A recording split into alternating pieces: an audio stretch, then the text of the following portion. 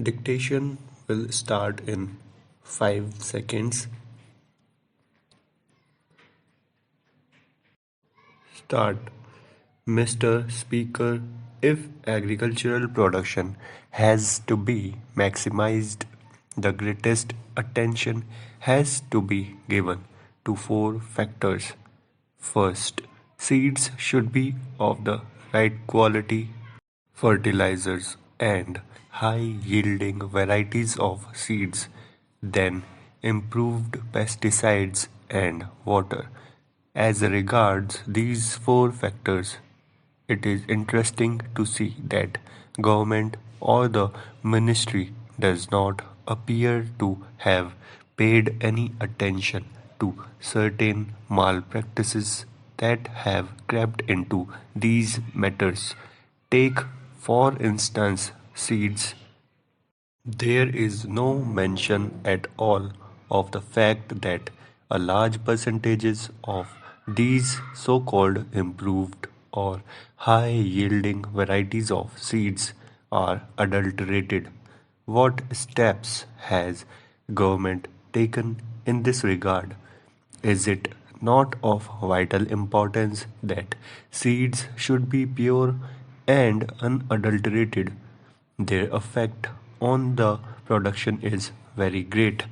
Therefore, from this point alone, all possible steps should be taken to prevent adulteration. The farmer suffers because he spends money on costly seeds in order that he may get the best possible yield, but finds that the seeds are adulterated. Why has not government taken up this question in its own hands? Every state government interferes in this matter.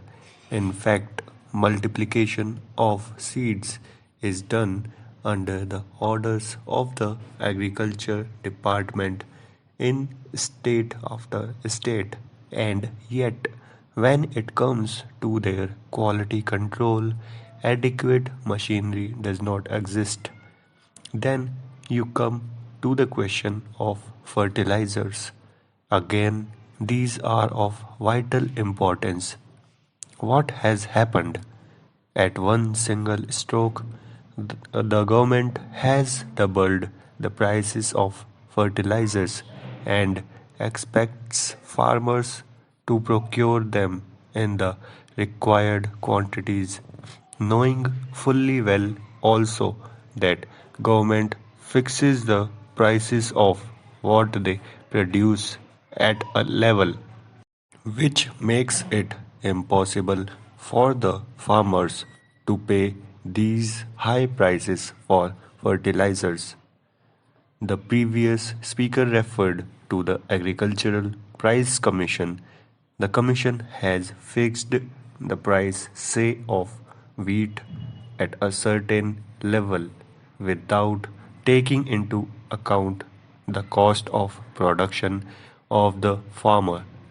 Yesterday, a member of the advisory committee to the Agricultural Prices Commission stated that he has sent his resignation because what use it was to remain in the committee if no importance was ever attached to the advice tendered on such a basic matter as cost of production.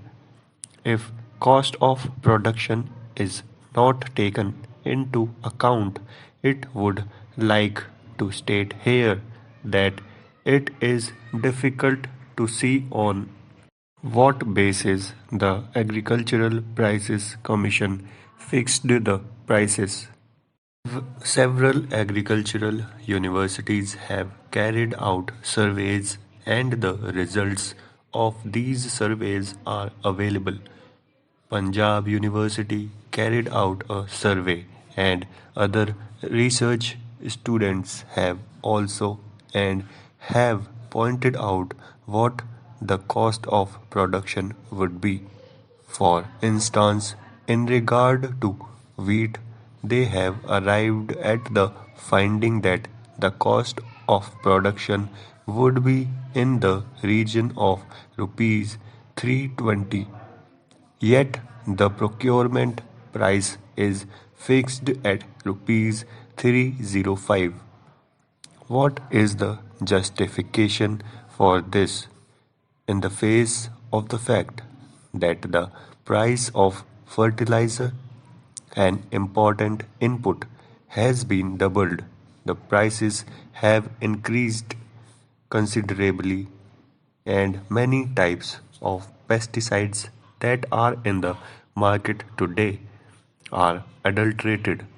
What steps have the government taken to ensure that the pesticides that in the market for sale to the farmers are of the right quality and are not adulterated ones?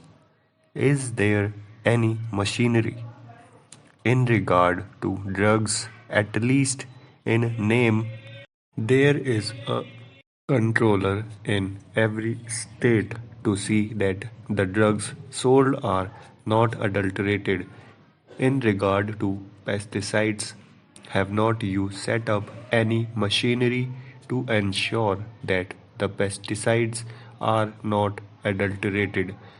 Last but not the least important factor for maximization of agricultural production is water. They say they have programs for increasing irrigation facilities during the fourth plan. They wanted to bring in a considerable additional area under irrigation so that they could have assured water supply. They have similar programs in the fifth plan. Why is it that a number of these projects are not completed within the time schedule that is laid down? Why is it that a number of most desirable projects are not even taken in hand for years for one reason or another, and the majority of them are, are held up because of interstate water disputes? What steps have been taken by the government to resolve those disputes?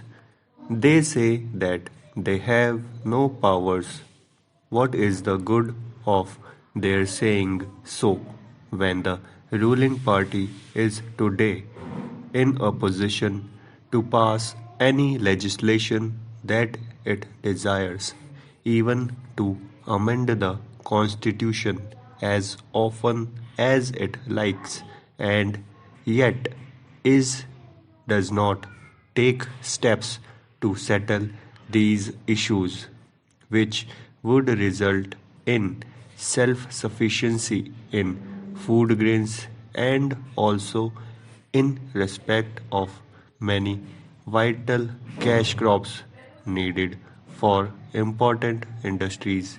Why is it that we are unable to take any steps to settle these disputes and allow them to continue with no end in sight? A little while ago, I think a statement was placed on the table of the House saying that there were 157 projects outstanding in the scheme.